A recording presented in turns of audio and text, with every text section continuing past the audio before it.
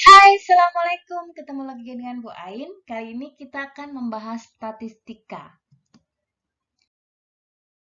Tujuan pembelajaran kita hari ini diharapkan nanti setelah kalian mengamati video ini, kalian mampu menyajikan data dalam bentuk tabel distribusi frekuensi, serta menyajikan juga dalam bentuk grafik. Apa sih statistika itu? Statistika adalah ilmu yang mempelajari berbagai macam perencanaan, pengumpulan, bahkan mempresentasikan data. Statistika ini banyak sekali diterapkan di berbagai macam disiplin ilmu. Bahkan di dalam lingkungan kita di kehidupan sehari-hari banyak sekali menggunakan statistika ini. Seperti tabel jumlah penduduk seperti ini, atau bahkan yang sering kita jumpai dalam bentuk diagram lingkaran seperti ini.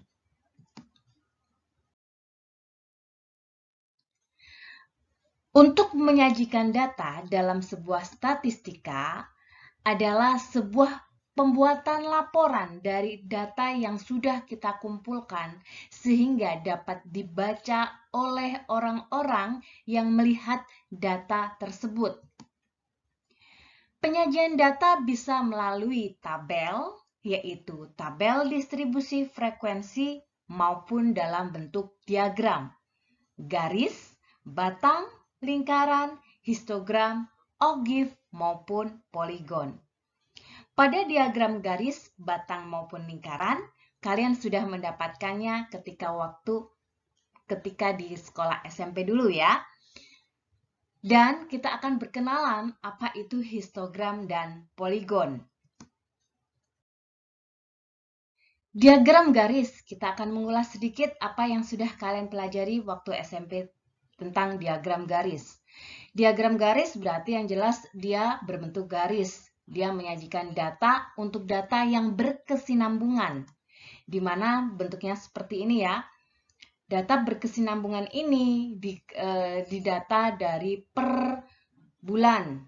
Nah, di mana hal ini, diagram garis ini bisa kalian temui kadang dalam bentuk menyatakan jumlah penduduk tiap tahun, keadaan suhu tiap jam, atau omset barang tiap bulan selama 1 tahun, di mana pada bagian sumbu X-nya di sini adalah menyatakan satuan waktunya. Sedangkan pada sumbu Y menyatakan frekuensi dari apa yang dibicarakan. Bagaimana dengan diagram lingkaran? Namanya lingkaran berarti berhubungan dengan lingkaran, maka berhubungan dengan sektor-sektor juringnya. Nah, ini adalah sektor-sektor juring daripada diagram lingkaran, di mana sektor-sektor juring ini didapatkan dari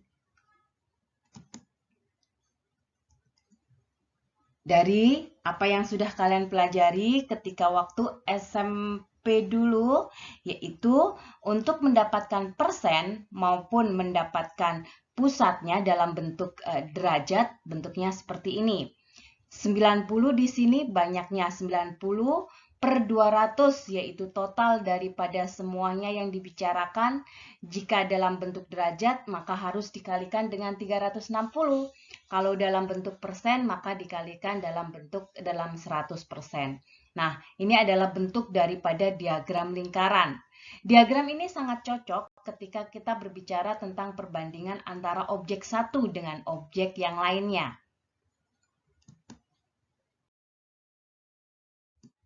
Selanjutnya tentang diagram batang. Diagram batang berarti bentuknya berbatang-batang, berbentuk persegi panjang, baik vertikal maupun horizontal. Dan yang umum bentuknya seperti ini ya, secara vertikal seperti ini. Di mana pada kasus diagram batang ini sama dengan diagram garis, yaitu dia membicarakan sumbu Y-nya membicarakan tentang jumlah atau frekuensinya. Sedangkan sumbu X untuk diagram batang di sini berbicara tentang apa yang dilihatnya dari masing-masing data.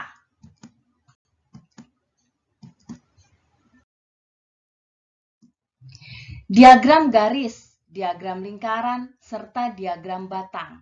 Ketiga diagram ini disajikan dalam jumlah yang tidak membutuhkan dalam jumlah yang sedikit jika datanya adalah data yang sedikit, serta merupakan data yang kita katakan sebagai data tunggal. Lalu bagaimana jika kita mendapatkan suatu data yang memiliki jumlah yang sangat besar? Apakah bisa disajikan dalam bentuk garis, lingkaran, dan batang? Akan susah bagi kita akan membuat dalam bentuk seperti ini sebelum kita membuatnya dalam bentuk tabel distribusi frekuensi yang berkelompok. Kita akan bahas. Tabel distribusi frekuensi sebenarnya ada dua, yaitu ada yang berkelompok dan ada yang tunggal. Jika datanya cukup besar, maka kita harus menggunakan tabel distribusi yang berkelompok. Jika data itu tidak terlalu besar, maka kita bisa menggunakan tabel distribusi frekuensi tunggal. Kita bisa lihat perbedaannya.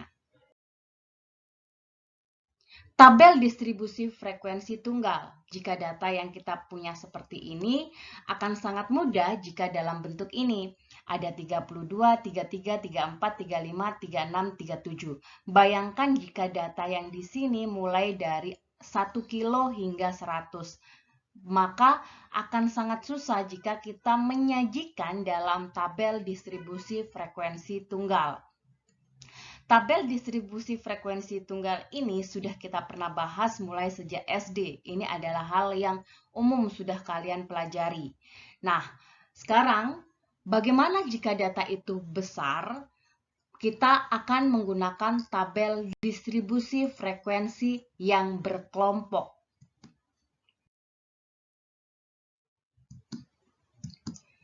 Nah, langkah-langkah dalam menggunakan atau membuat tabel distribusi yang berkelompok, yang pertama yaitu kita harus mengetahui apa itu jangkauan, bagaimana banyak kelas intervalnya, kemudian panjangnya, kemudian kita akan membahas tentang batas bawah serta batas atasnya. Nah, apabila Bu Ain sajikan kasus seperti ini, ada data di sini, yang tebal ini berarti dia yang besar dan yang kecil. Xmax dan Xmin kalau yang ada di sini. Dantum yang besar dan dantum yang kecil. Nah, untuk mendapatkan jangkauan atau J di sini, maka kita harus mengurangkan 88 dikurangkan 30. Ini adalah jangkauan datanya. Sedangkan untuk mencari atau menentukan banyak kelas intervalnya, kita menggunakan rumus ini, di mana K sama dengan 1 plus 3,3 log N. N di sini adalah banyaknya data. Karena di sini ada 30, maka di sini kita buat log 30. Bagaimana cara menghitungnya? Kita gunakan kalkulator ya. Maka di sini didapatkan 5,874. Karena koma-koma tidak mungkin kelas itu berupa koma-komaan, maka kita bulatkan. Kita bulatkan, Bu Ain ambil di sini pembulatan ke atas, yaitu sama dengan 6. Maka banyaknya kelas yang nanti akan kita buat adalah 6. Selanjutnya, kita akan menentukan panjang kelas, di mana di sini ada P, yaitu dari jangkauan yang kita cari tadi dengan banyaknya kelas kita bagi. Sehingga didapatkan seperti ini. Sama dengan 10, itu adalah jangkauannya. Tadi kita dapatkan seperti ini. Jangkauan 10, apa yang dimaksud dengan jangkauan 10 ini? Nanti kita akan lihat bagaimana penggunaannya. Selanjutnya kita menentukan batas bawah dan batas atasnya atau batas kelas intervalnya. Di mana kita bisa menggunakan dantum yang terkecil tadi. Nah, untuk mendapatkan kelas intervalnya, kita menggunakan rumus ini tadi, dantum yang kalian buat atau batas interval batas bawah yang pertama yang kalian ambil, ditambah P. P-nya adalah panjang kelas tadi, dikurangkan 1, sehingga di sini 39. Dari data yang ada, maka kita bisa menyajikan seperti ini. Jadi yang pertama kita mengenal jangkauan. Jangkauan tadi yaitu yang dantum besar dikurangkan dengan dantum yang kecil. Dantum besar tadi yaitu 88 dikurangkan dengan 30. Banyaknya kelas yang dimaksud di sini adalah kelas 1, kelas 2, kelas 3, kelas 4, kelas 5, dan kelas 6. Jadi di sini ada 6 kelas. Jadi ketika ada yang bertanya pada kelas 2, maka yang kita amati adalah ini. Ini adalah kelas 2 dan seterusnya. Panjang kelas yang disebut panjang kelas di sini bernilai 10, yaitu jangkauan dibagi banyaknya kelas. Atau kita bisa membuatnya dalam istilah C di sini. C di sini yaitu batas. Ini kita sebut sebagai batas bawah. Bagian yang di sini kita sebut batas bawah, sedangkan bagian yang di sebelah sini adalah batas atas. Nah, kalau kita ambil di sini 40 dikurangkan 30, kita dapatkan 10. Nah, 10 ini yang kita sebut sebagai panjang kelas tadi, yaitu 40 dikurangkan 10 atau yang berdekatan di sini. Atau dari belakang juga tidak jadi masalah. Semuanya pasti mengarah ke 10.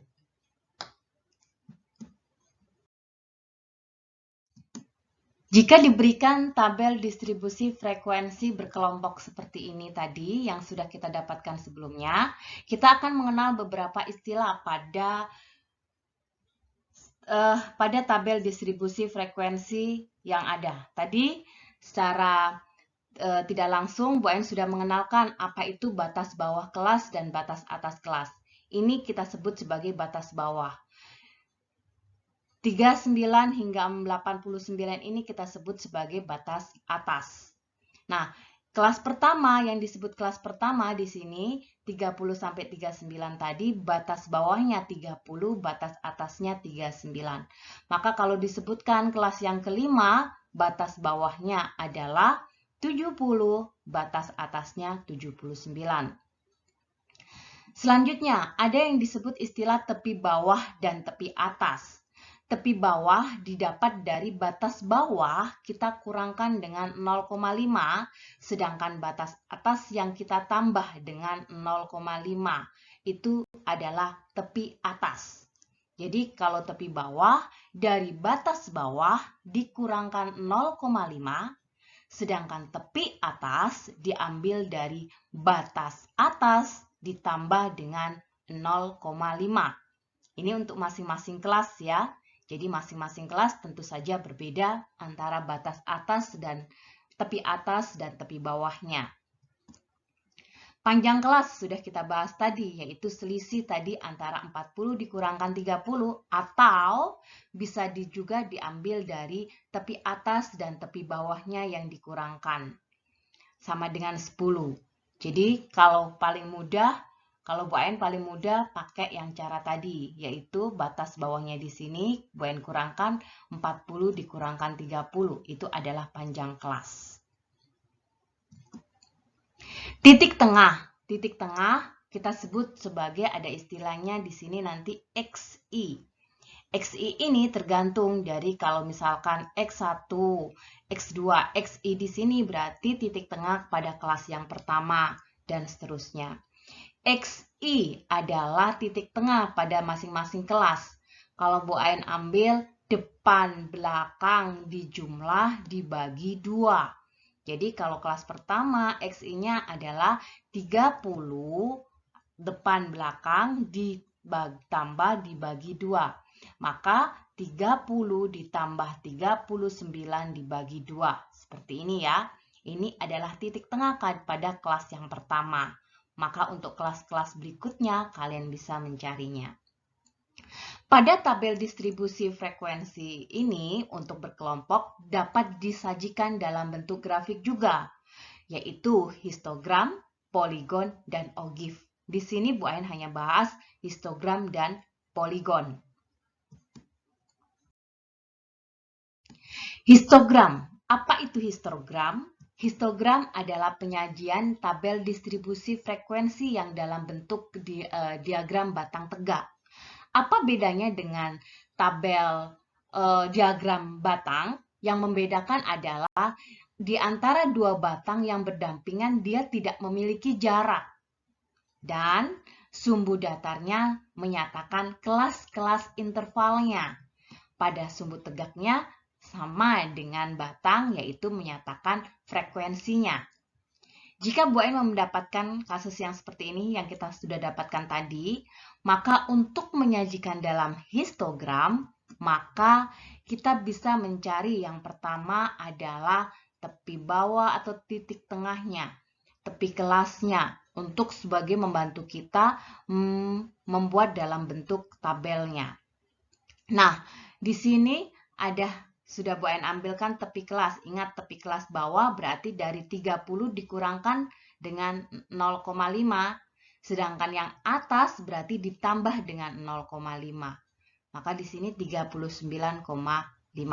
Sedangkan titik tengah ini digunakan dapat dari 30 ditambah 39 dibagi 2. Titik tengah kadang pula ada yang menggunakan dalam tabel histogram. Ada yang menggunakan tepi kelas, ada yang menggunakan batas bawah kelas dan batas atasnya, ada yang menggunakan titik tengah. Jadi terserah kalian membuatnya. Di sini adalah tepi kelas. Di sini, sedangkan yang atas di sini adalah frekuensi. Nah, di sini tidak ada jarak, maka ini histogram, berbeda dengan tabel distribusi diagram batang, berbeda dengan diagram batang. Kalau diagram batang, dia ada jaraknya, tapi histogram tidak berjarak di sini. Nah, pada poligon sendiri adalah bisa diterbantu daripada histogram di sini. Hanya pada poligon dia menggunakan titik tengahnya. Titik tengah di sini kemudian ditarik garis seperti ini. Jadi dia menggunakan titik tengah kelas. Nah, ditarik garis inilah yang kita sebut sebagai poligon. Jadi, bedakan antara histogram dan poligon. Bedakan antara diagram batang maupun diagram garis. Penggunaannya berbeda-beda ya.